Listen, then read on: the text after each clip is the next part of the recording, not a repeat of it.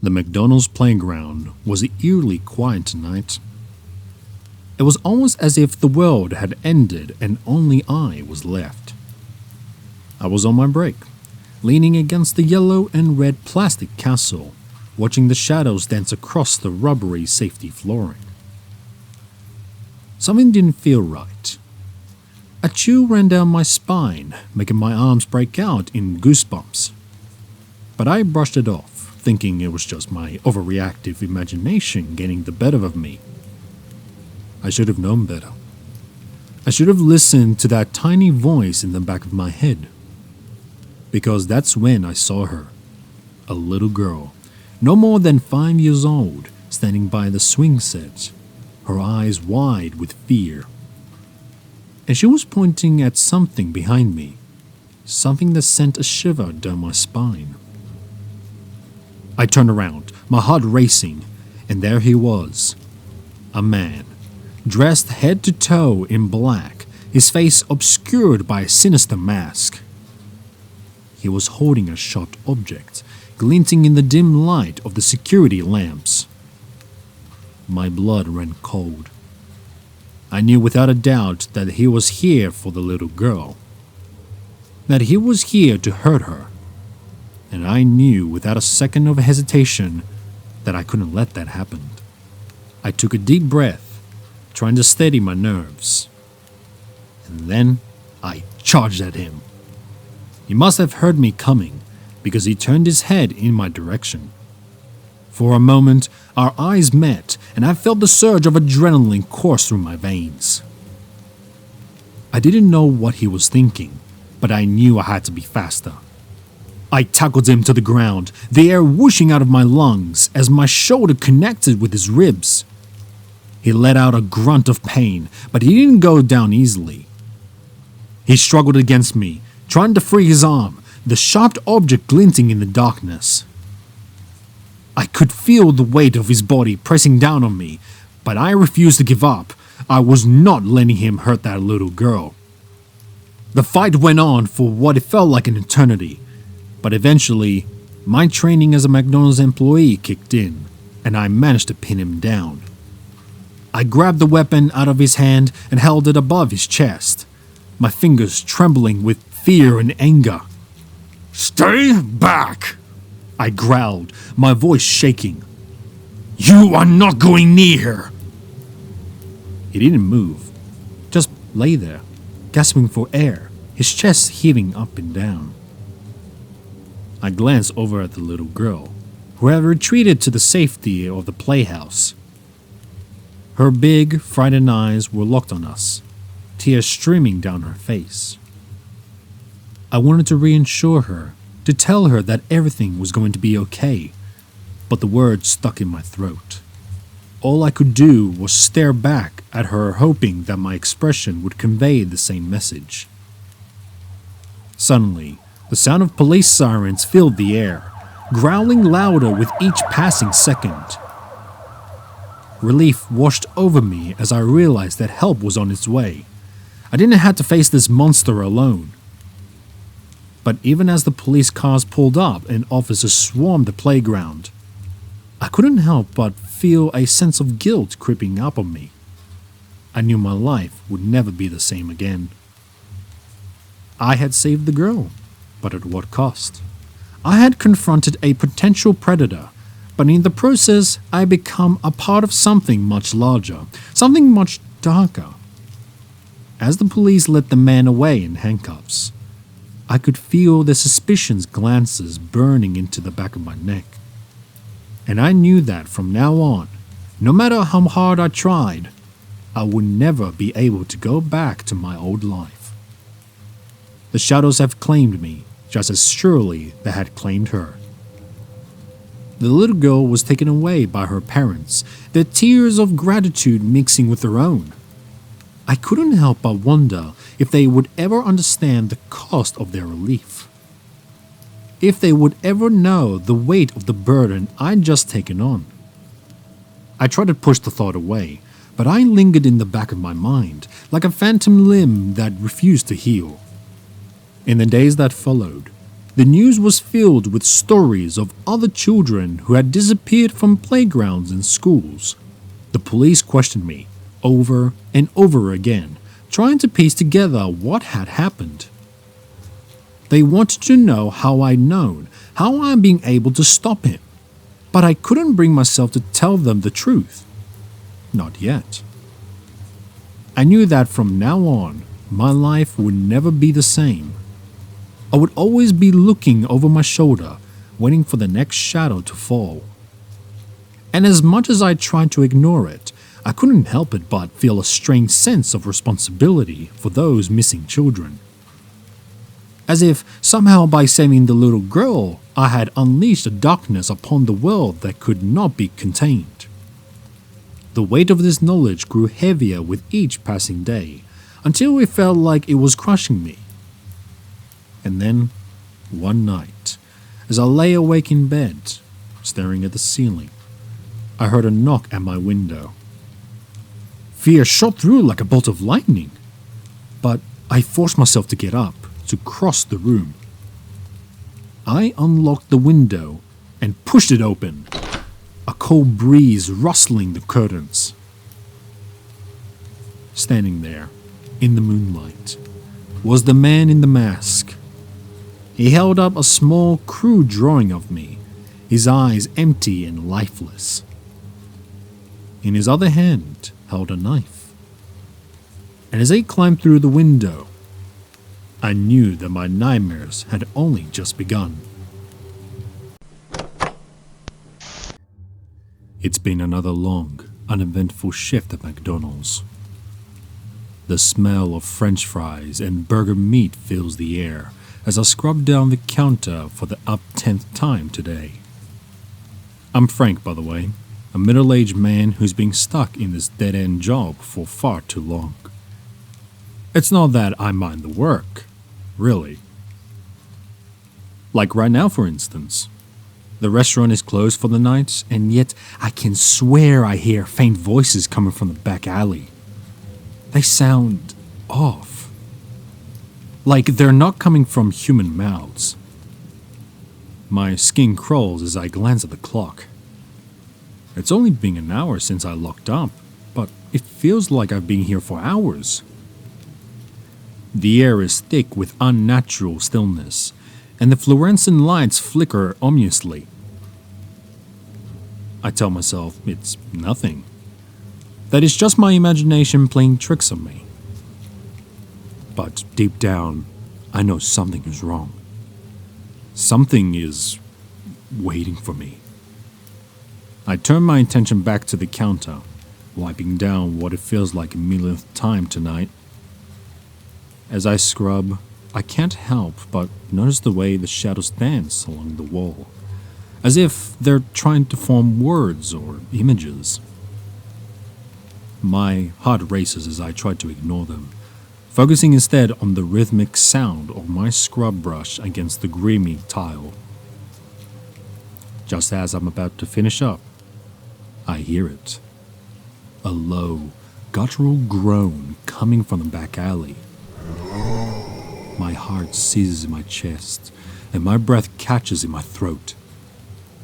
I know I should stay put, that I shouldn't go investigate. But curiosity gets the better of me. Slowly, carefully, I make my way through the empty dining area and into the alley. The air is colder out here, and the shadow seems to close in around me like a suffocating blanket. As I peer into the darkness, I swear I see movement at the corner of my eye. "Hello?" I call out, my voice trembling. "Is someone there?" There is no reply, only the sound of my own ragged breathing and the distant hum of traffic from the nearby highway. I take a tentative step forward, my footsteps echoing hourly on the concrete. The groan comes again, this time louder and more urgent. I can't shake that feeling that whatever it is not human. and I have a horrible suspicion that it's waiting for me. As I press deeper into the alley, I notice strange symbols etched onto the walls, their meaning lost to time and decay. A chill runs down my spine as I realize they seem to form a map of some sort, leading deeper into the darkness. The groans grow more frantic with each step I take, as if whatever is making them is drawing closer. Finally, I round a corner and find myself face to face with a figure hunched over in the shadows. Its features are obscured by a tattered, hooded cloak, but I can make out the glimmer of unnatural eyes staring back at me. It lets out an agonized groan, and I feel an unsettling mixture of fear and sympathy wash over me. Whatever this thing is, it's in pain. "Who are you?" managed to croak, my voice barely audible over the throbbing of my heart. The figure in cloak cocks its head slightly, as if considering my question. Then, with a sudden burst of speed, it lunges towards me, its arms outstretched and claws bared. I screamed as I feel the icy hands close around my throat, the world spinning out of control. As darkness begins to cloud my vision, I can feel its breath on my ear, whispering words I cannot understand.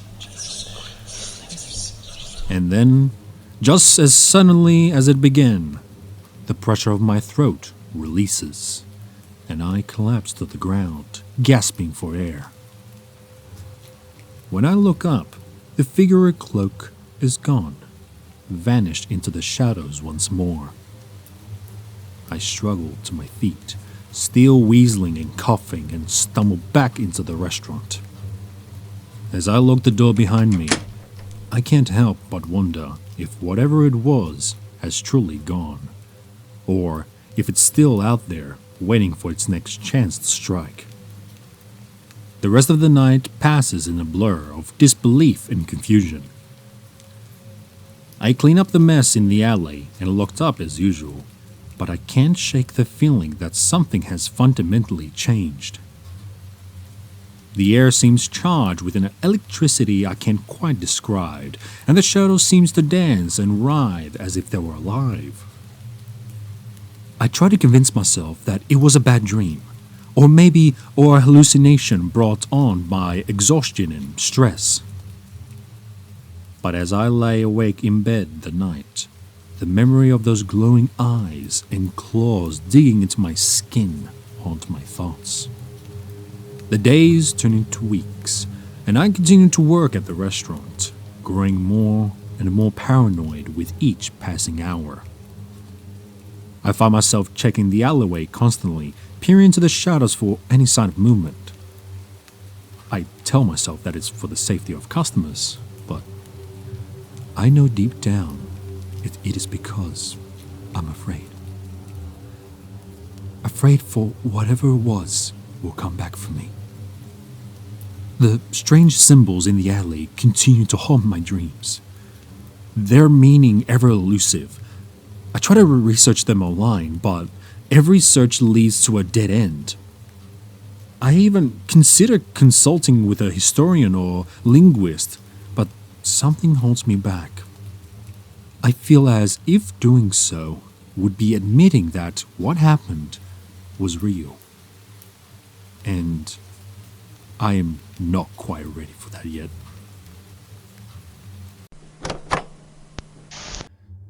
The night air hung heavy with an enormous stillness, as I, a weary McDonald's employee, reluctantly stepped into the dimly lit fast food restaurant for my night shift. The golden arches outside cast long shadows, creating an eerie atmosphere that clung to the empty parking lot. As the clock struck midnight, I knew I was in for a long, solitary night. My usual routine consisted of mundane tasks: flipping burgers, taking orders, and serving the occasional late-night customer. However, this particular night felt different. Behind the counter, I couldn't shake the feeling of being watched. The kitchen equipment hummed softly, and the fluorescent lights flickered intermittently, casting eerie shadows that danced across the walls. Determined to ignore my growing unease, I focused on wiping down the counters and restocking supplies. The drive-through intercom crackled to life, making me jump. "Welcome to McDonald's. May I take your order?" I recited, my voice trembling slightly. There was only silence on the other end. I frowned, thinking it might be a glitch in the system. Just as I was about to speak again, a soft whisper echoed through the speaker, barely audible. "Help me." A chill ran down my spine, and I felt a knot tightening in my stomach. I looked around, half expecting to see a prankster or a colleague playing tricks on me. The restaurant, however, remained empty. Uneasy, I dismissed it as my imagination and continued with my duties. Throughout the night, the whispers persisted. I heard faint voices mumbling in the distance, their words unintelligible.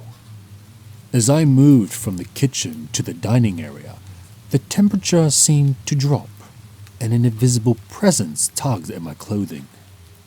I quickened my pace, glancing nervously over my shoulder. The ghostly encounters escalated when I entered the walk-in freezer to retrieve more supplies. The temperature plummeted, and my breath hung in the air like a visible specter.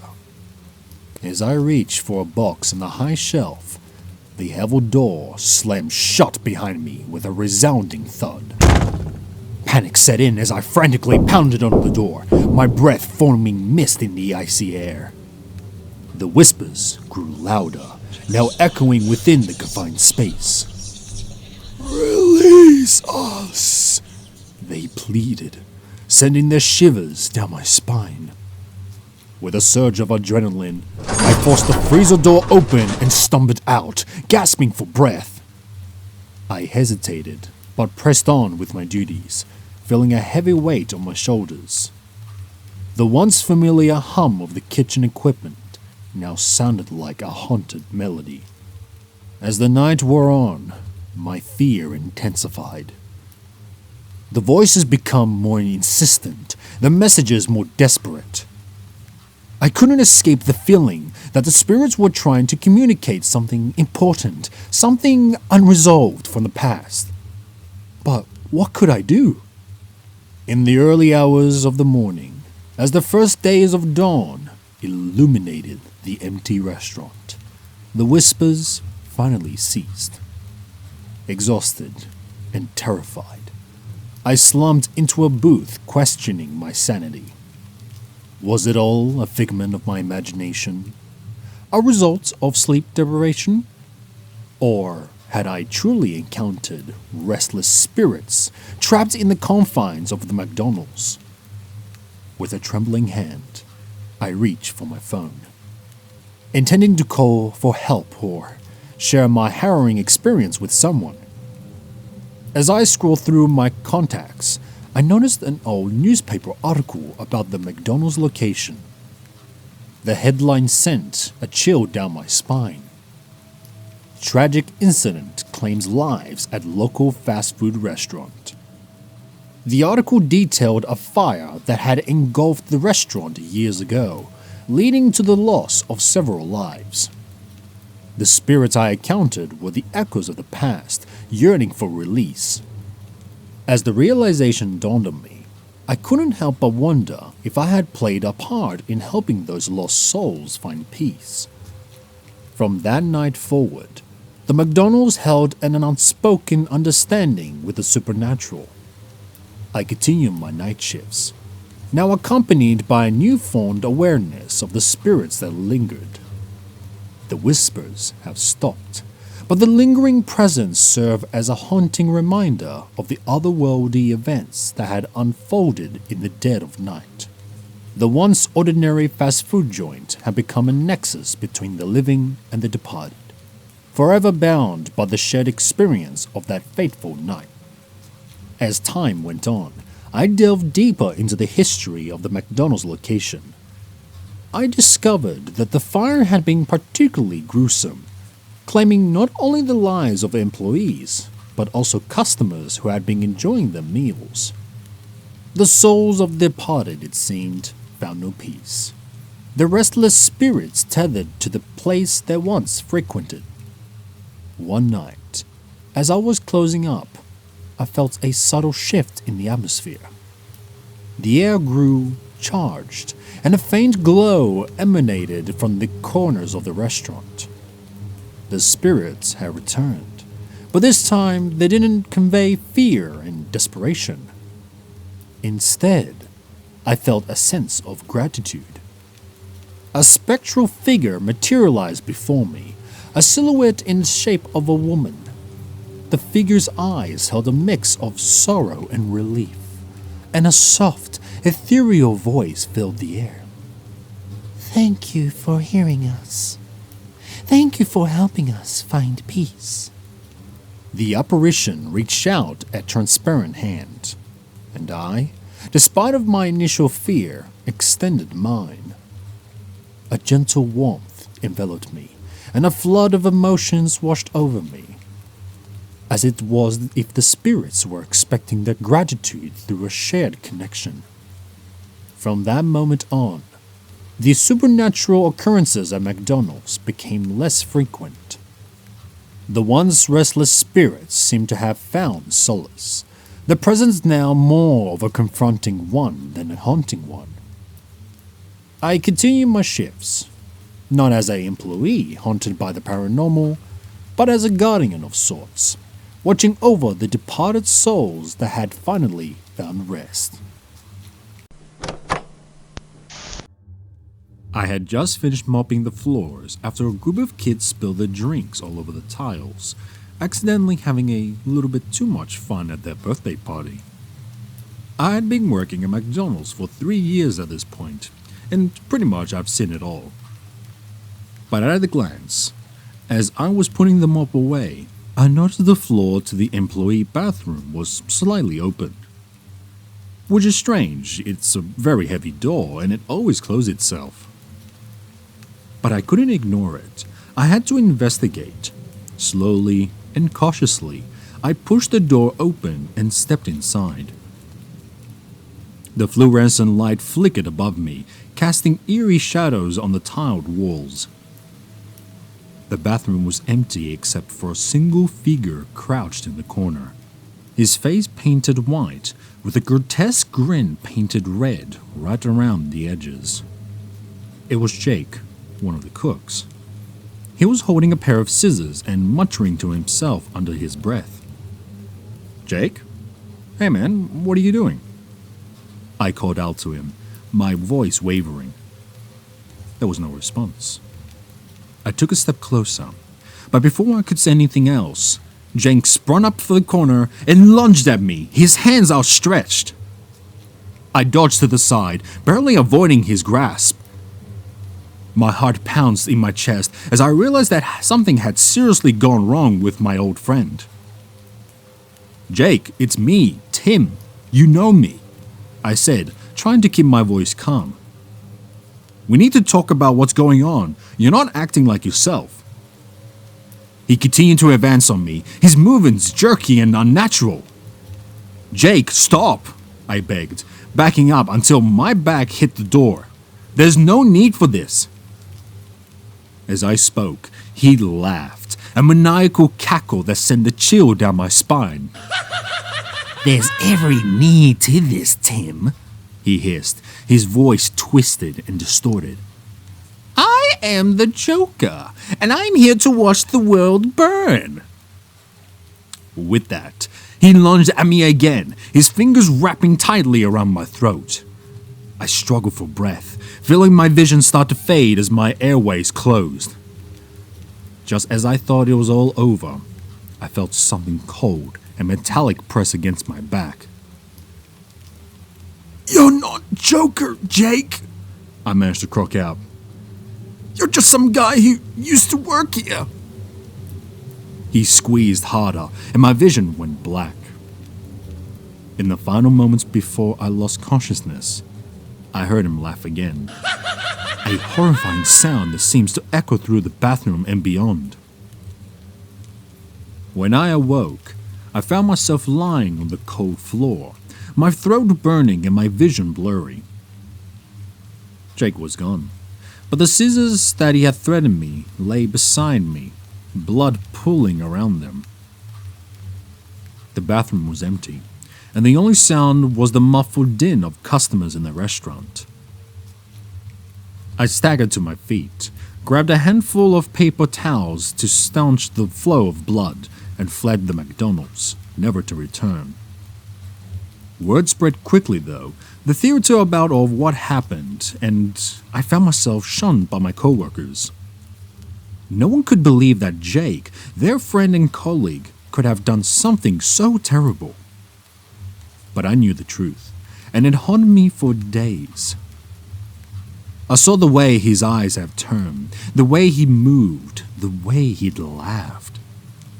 There was no doubt in my mind that Jake thought he had become the Joker, and he was out there somewhere, waiting for his next victim.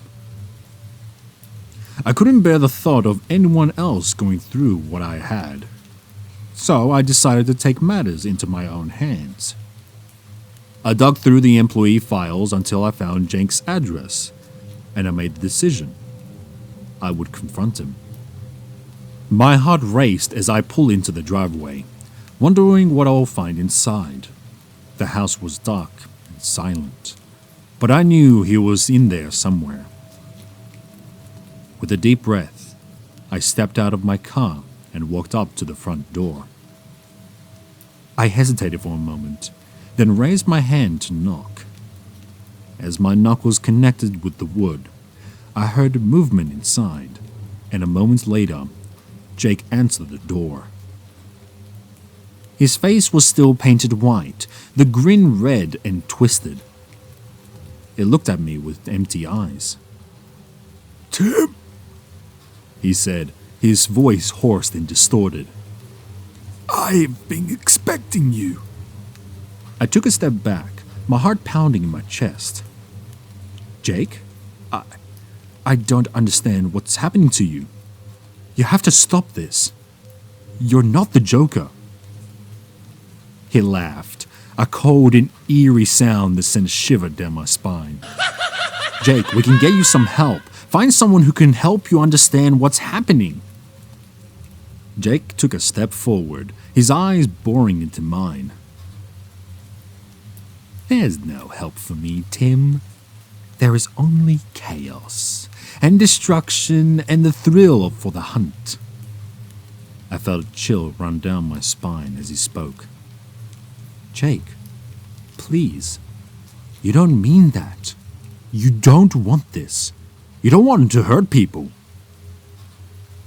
He leaned closer, his breath hot into mine. Oh, but I do, Tim. I just want to watch the world burn. Something snapped inside of me of what happened. I couldn't let him continue, couldn't let him hurt anyone else. With all of my strength, I shoved him backwards, sending him stumbling into the house. I followed him in, my heart racing as I scanned the room for a weapon. When I found a lamp, I raised it above my head, ready to strike. "You don't want this, Jake!" I shouted. "You're still in there, somewhere!" He looked at me, those empty eyes still unsettling despite the anger I felt. What do you know of my pain, Tim? Of what it's like to feel the weight of the world on your shoulders? My grip on the lamp tightened. You don't get to decide that, Jake. You don't get to decide who you are anymore. He cocked his head on the side, stunning me for the moment. You know, Tim, I almost feel sorry for you. You're so naive, so certain that there's a way to make everything right. But the truth is, the world is a dark place, and sometimes darkness is all there is. Jake, please! I just want to help you! He smiled, a sad and bitter expression. You can't help me, Tim. No one can. With those words, Jake lunged forward, his movement surprisingly quick for someone who looked as frail as he did. Before I could react, he had knocked the lamp from my hands, sending it clattering to the floor. I tried to regain my balance, but he was on me, his hands bony and strong as they locked around my throat. You don't understand, Tim, he whispered on my ear. You can't save me. No one can.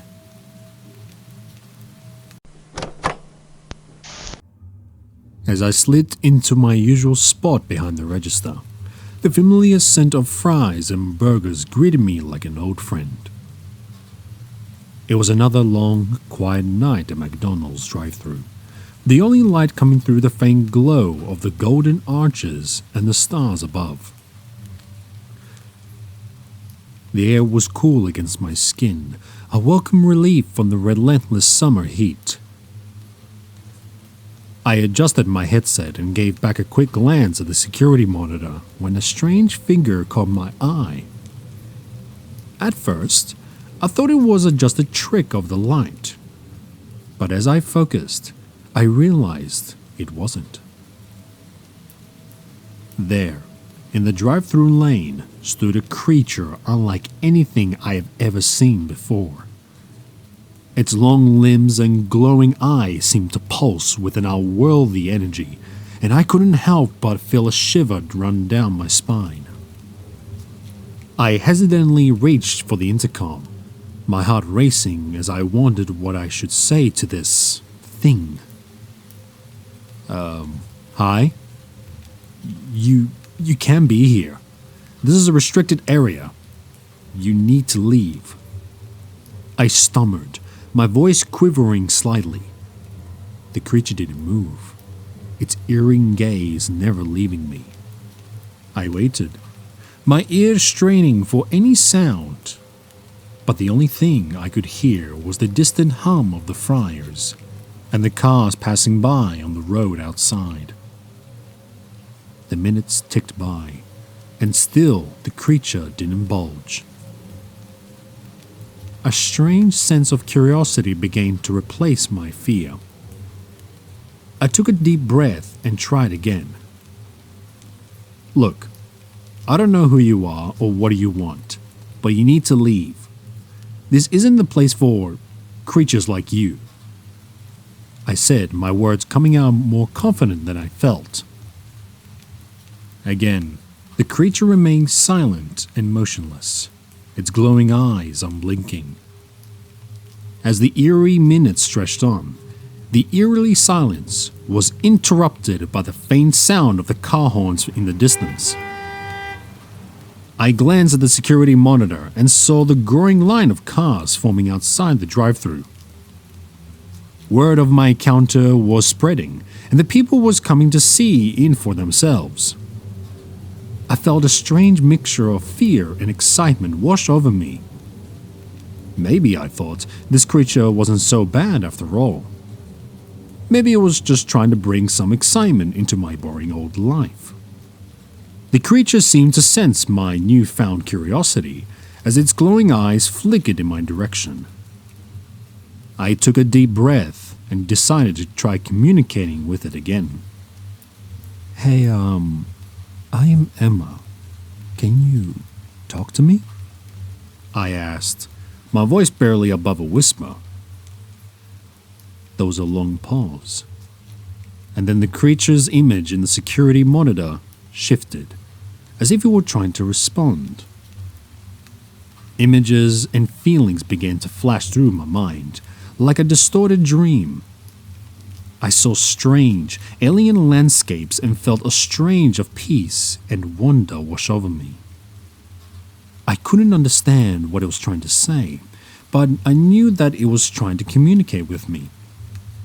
As the night wore on, the creature returned into the mind's eye, its presence becoming more and more confronting.